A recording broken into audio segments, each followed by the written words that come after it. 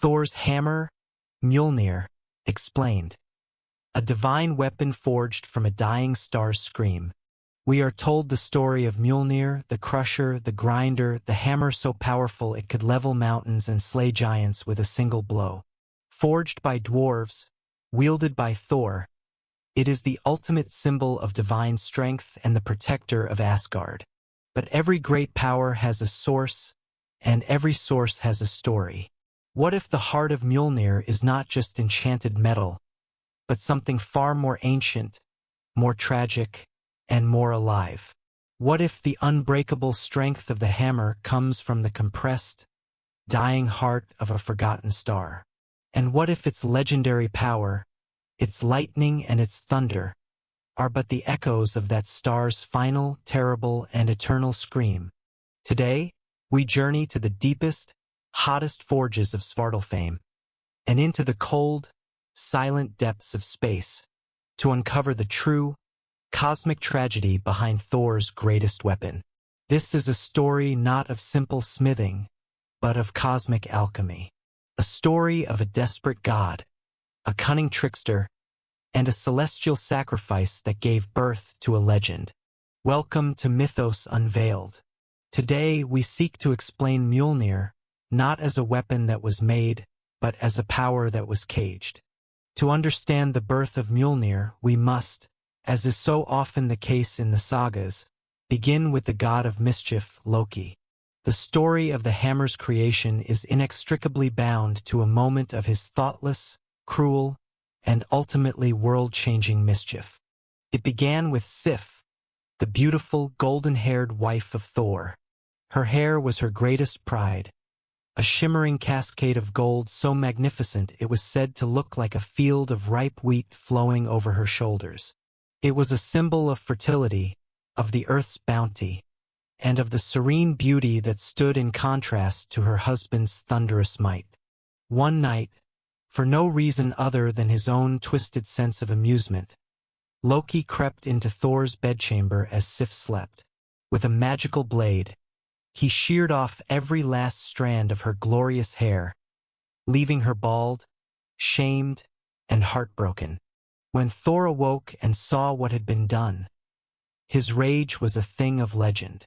It was a storm that shook the very foundations of Asgard. He seized Loki, his great hands, strong enough to wrestle giants, closing around the trickster's throat. He threatened to break every single bone in Loki's body, a threat he was more than capable of carrying out. Terrified for his life, Loki swore a solemn, desperate oath. He would fix what he had broken. He would go to the dwarves, the master craftsmen of the 9 worlds, and he would have them forge a new head of hair for Sif, made of pure, enchanted gold, a head of hair that would grow and flow as naturally as her own. Thor, his anger barely contained, agreed. And so, Loki journeyed down into the dark, subterranean realm of Svartalfheim, the land of the Black Elves or dwarves. He went to the most renowned craftsmen of all, the sons of Ivaldi. He presented them with his strange request. The dwarves, ever eager to prove their unmatched skill, agreed. They forged not only a perfect, magical head of golden hair for Sif, but also 2 other masterpieces to show their prowess. Skidbladnir, a magnificent ship that could be folded up and placed in a pocket, yet when unfurled, was large enough to carry all the gods of Asgard and would always have a favorable wind. And Gungnir, a deadly, perfectly balanced spear that would never miss its mark, destined to become the weapon of Odin himself. Loki, his task complete, should have returned to Asgard. But Loki was Loki. His pride and his love of chaos would not let the matter rest. He was so impressed with these treasures that he made a foolish, arrogant boast. He declared that no other craftsman in all the realms could possibly match the skill of the sons of Ivaldi. This boast was heard by 2 other dwarven brothers, Brokkr and his sibling, the master smith Eitri. Their pride stung by Loki's claim, they confronted the trickster. Brokkr made a wager with Loki, a wager of profound arrogance on both their parts. He bet his own head against Loki's that he and his brother could forge 3 treasures that would be judged by the gods themselves to be even greater than those made by the sons of Ivaldi. Loki, ever confident in his ability to cheat and manipulate, laughed and accepted the bet. The stage was set, not just for a contest of craftsmanship, but for a series of events that would lead to the creation of the most powerful weapon in the Norse cosmos. Brokkr and Eitri went to their great, ancestral forge, a place of immense heat and ancient magic deep within the mountains of Svartalfheim. Eitri, the master smith, knew that to win this wager, he could not simply forge items of gold and iron. He needed a power source unlike any other. He needed something primal, something cosmic. For centuries, the dwarves had been aware of a secret, a celestial anomaly. In a forgotten, dark corner of the cosmos, a star was dying. It was not a large star, but it was incredibly ancient and dense. It had burned through its fuel over uncounted eons and was now in its final, agonizing death throes, on the verge of collapsing into a neutron star, a core of impossibly dense, unbreakable matter. This dying star, which the dwarves called You, was unique. As it collapsed, it was letting out a strange, rhythmic, and powerful energy, a kind of cosmic scream. It was a sound that was also a form of radiation, a vibration that warped space and time around it. The dwarves had long known how to harness the geothermal energies of their world, but Eitri had a theory. He believed he could harness the very heart of this cosmic power. He gave his brother, Brokkr, a single solemn task: to work the bellows, to keep the fire of the forge burning at a constant, incredible heat, no matter what happened. "Do not stop pumping," Eitri commanded, his face grim with concentration. "Not for an instant. If the fire cools, even for a moment, all will be lost." For their first creation, Eitri placed a pig's skin in the forge. He began his enchantments as Brokkr worked the bellows. It was then that Loki, desperate to win his wager, decided to intervene. He transformed himself into a small, vicious gadfly and, buzzing into the forge, he bit Brokkr hard on the hand. Brokkr winced in pain, but he did not stop pumping. He remembered his brother's command, and from the forge, Eitri pulled their first treasure, a magnificent golden boar, Gullinbursti, whose bristles glowed in the dark and who could run faster than any horse, across land, sea, or air. For their second creation, Eitri placed a block of pure gold into the forge. Again, Brokkr worked the bellows, and again the gadfly Loki attacked, this time biting Brokkr on his thick neck, twice as hard as before. Blood flowed, and Brokkr's vision swam, but he did not stop pumping. And from the forge, Eitri pulled their second treasure, a golden ring of incredible beauty, Draupnir, the Dripper. Every 9th night, this ring would drip 8 new rings of equal weight and purity, a source of endless wealth. Now it was time for the final and greatest creation. Eitri knew this had to be the masterpiece. He looked to his brother, his eyes burning with intensity. "This will be the most difficult," he said. "The forces I am about to summon are not of this world. Whatever happens, whatever pain you feel, you must not stop." He did not place iron or gold in the forge. Instead, he opened a small, runic portal, a gateway through space, and using all his magical strength, he did the impossible. He siphoned the very heart of the dying star, the small, impossibly heavy, collapsing core of URU metal, and pulled it into his forge. The moment the stellar core entered the forge, the chamber was filled with a light that was also a sound, a terrible, cosmic scream of a dying celestial being. The heat became unbearable, the pressure immense. The very laws of physics seemed to warp and bend around the forge. Eitri began the greatest act of smithing in the history of the Nine Worlds. He was not just hammering metal. He was hammering gravity, time, and the very fabric of space. And Brocker, his entire body straining, his muscles screaming in protest, continued to pump the bellows, feeding the fire that was now containing a dying sun. Loki, in his fly form, watched in a panic. He knew this was no ordinary weapon. He could feel its immense, terrifying power. He knew that if the dwarves succeeded, he would lose the wager and his head. He had to stop them. He waited for the most critical moment, when Eitri was in the deepest part of his forging trance, when the cosmic energies were at their most volatile. And then he attacked Brocker for the final time. He did not bite his hand or his neck. He landed directly on the dwarf's eyelid and bit down with all his venomous, magical force. The pain was beyond imagining. Blood poured into Brocker's eye, blinding him completely. For a single, fatal instant he faltered. He lifted a hand to wipe the blood away.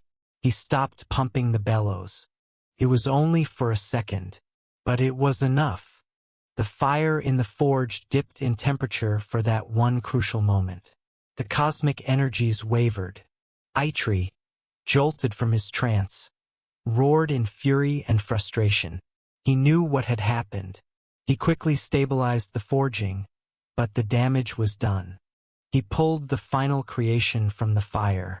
It was a hammer, a war hammer of simple, brutal design, made from the celestial URU metal. It glowed with an internal, stormy light. It hummed with the power of 1,000 tempests. It was, without a doubt, the most powerful weapon ever created. But it was flawed. Because of Brocker's momentary lapse, the forging process had been interrupted. The handle of the hammer was too short. It was a one-handed weapon, not the great, two-handed war hammer Eitri had intended. It was a magnificent, universe-altering masterpiece with a small, but noticeable imperfection. An imperfection born from a trickster's desperate bite. Eitri looked at the hammer, which he named Mjolnir, the Crusher. He knew, despite its flaw, that it was still a thing of awe-inspiring power. The strength was absolute. It would never miss its target, and after being thrown, it would always return to its wielder's hand. And, because of the immense density of its stellar core, it was so heavy that only someone of truly immense, godlike strength could ever hope to lift it. The contest was over. Brocker, his eye still bleeding, wrapped the three treasures, and together, he and the triumphant Loki traveled back to Asgard to have the gods themselves render their judgment.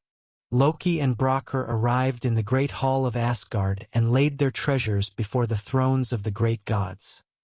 Odin, Thor, and Freyr. First, Loki presented the gifts from the sons of Vivaldi. He gave the golden hair to Thor, who placed it upon Sif's head, where it immediately took root and grew, as beautiful as before.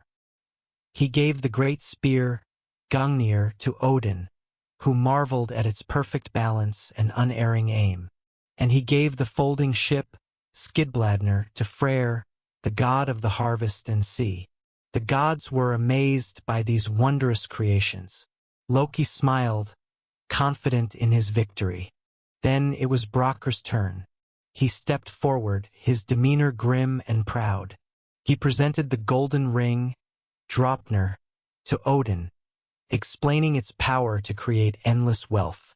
He then gave the golden boar, Gullinbursti, to Freyr, demonstrating its incredible speed. Finally, with a dramatic flourish, he came to Thor. "And to you, son of Odin," he said, his voice ringing with pride, "I give the hammer Mjolnir. Though its handle is shorter than it should be, thanks to the interference of a certain liar, its power is without equal. With it, you will be able to defend Asgard from the frost giants and all the forces of chaos. It will never fail you, it will never break, and it will always return to your hand." Thor took the hammer. His hand, used to the weight of mountains, closed around the short handle. And he felt it, the immense, incredible power humming within it. The power of a dying star. The energy of a cosmic storm. It felt, right? It felt like a part of him that had always been missing. He swung it, and the air itself cracked with a sound like thunder. Lightning danced along its surface. The gods were stunned into silence. The treasures of the sons of Ivaldi were magnificent, works of art and magic. But the treasures of Brokkr and Eitri, especially the hammer, were on another level entirely. They were weapons of cosmic significance, tools that could shape the destiny of the 9 worlds. Odin, as the king and final judge, stood. "The wager is decided," he declared, his voice echoing through the hall. "The dwarf Brokkr has won. The hammer Mjolnir is the greatest of all these treasures, for it is the ultimate defense of Asgard against the coming darkness of Ragnarok." A great cheer went up from the gods, but Loki's face had turned pale with terror. He had lost, and the price of the wager was his head. He tried to flee, but Thor was upon him in an instant, Mjolnir in hand. "You owe my friend your head, trickster," the thunder god growled. "Yes," Loki said, his quick mind racing. "I promised him my head, but I did not promise him a single inch of my neck." The gods, bound by the strict, literal interpretation of oaths, were stumped. Loki was right. The dwarves could take his head, but they could not cut his neck to do so, which was impossible. Brokkr, enraged at being cheated by a loophole, declared that if he could not have Loki's head, he would at least silence his lying mouth. He took an awl and a thong, and with Thor holding the struggling trickster down, he brutally sewed Loki's lips shut. The punishment was temporary, but the hammer was eternal. And so Mjolnir, the flawed masterpiece, the weapon born from a trickster's mischief and a dying star's agony, came into the hands of the god of thunder. Thor and Mjolnir were more than just a warrior and his weapon. They were a symbiotic pair. The hammer was incredibly powerful, but it was also incredibly heavy, its stellar core possessing a gravitational pull that only a being of Thor's immense, divine strength could master. And Thor, for all his strength, had always been a blunt instrument, a god of raw power without focus. Mjolnir gave him that focus. It was the lens that allowed him to channel his innate control over the storm into a single devastating point. When Thor wielded Mjolnir, he was not just swinging a hammer. He was wielding a caged star. The lightning that leaped from its surface was the star's trapped energy. The thunder that followed its swing was the echo of the star's dying scream, resonating across the worlds. He quickly became the champion of Asgard, the primary defender against the ever-present threat of the frost giants of Jotunheim. The giants, who had once seen Thor as a formidable but manageable foe, now learned to fear the very sound of his hammer. The name Mjolnir became a word of terror in their language. Countless tales are told of their adventures together. There was the time the giant Thrym stole Mjolnir and demanded the hand of the goddess Freya as a ransom. Thor, in a plan devised by Loki, disguised himself as Freya, traveled to Jotunheim, and, during the wedding feast, reclaimed his hammer and single-handedly slaughtered the entire giant wedding party. There was the famous journey to the castle of the giant king, Utgarda-Loki, where Thor was challenged to a series of impossible tasks. He was asked to lift a giant cat, but could only lift one of its paws off the ground. He was asked to wrestle an old woman and was brought to one knee. He was asked to drain a drinking horn in 3 gulps and failed. He left feeling humiliated, only for the giant king to later reveal the truth of the illusions. The cat he had tried to lift was, in fact, the Midgard serpent Jormungandr, which encircles the entire world. The old woman he had wrestled was old age itself, a foe no one can defeat. And the drinking horn was connected to the ocean, an inexhaustible supply. The fact that he had moved them at all, that he had lowered the ocean's level with his drinking, was a testament to his incredible Mjolnir-fueled power, a power that terrified the giant king. But with every glorious victory, with every giant skull he crushed, a subtle change was taking place. The hammer was not an inert object. It contained the furious, dying consciousness of a celestial being, and its energy was beginning to resonate with Thor's own. His rages became more intense. His battle fury, once a simple warrior's passion, now took on a cosmic, stormy quality. He was not just channeling the storm, he was becoming it. The hammer was not just a tool in his hand, it was becoming a part of his soul. This brings us to one of Mjolnir's most famous and most misunderstood properties, the worthiness enchantment. The story, particularly in modern interpretations, is that Odin placed an enchantment on the hammer, decreeing that only one who is worthy may lift it. This is seen as a moral test, a safeguard to ensure that its immense power could only be wielded by a noble heart. But the original Norse myths are quieter on this point. They state simply that it is too heavy for anyone but Thor and his powerful son, Magni, to lift. But what if there is an enchantment, but it is not one of morality? What if it is one of attunement? Let us unveil this. The worthiness enchantment was not a later addition by Odin. It was an intrinsic property of the Uru metal itself, of the dying star's core. The hammer is not testing for a pure heart. It is testing for a compatible spirit. The consciousness trapped within Mjolnir is one of cosmic struggle, of thunderous rage, of a glorious, defiant death. It is a spirit of the ultimate righteous storm.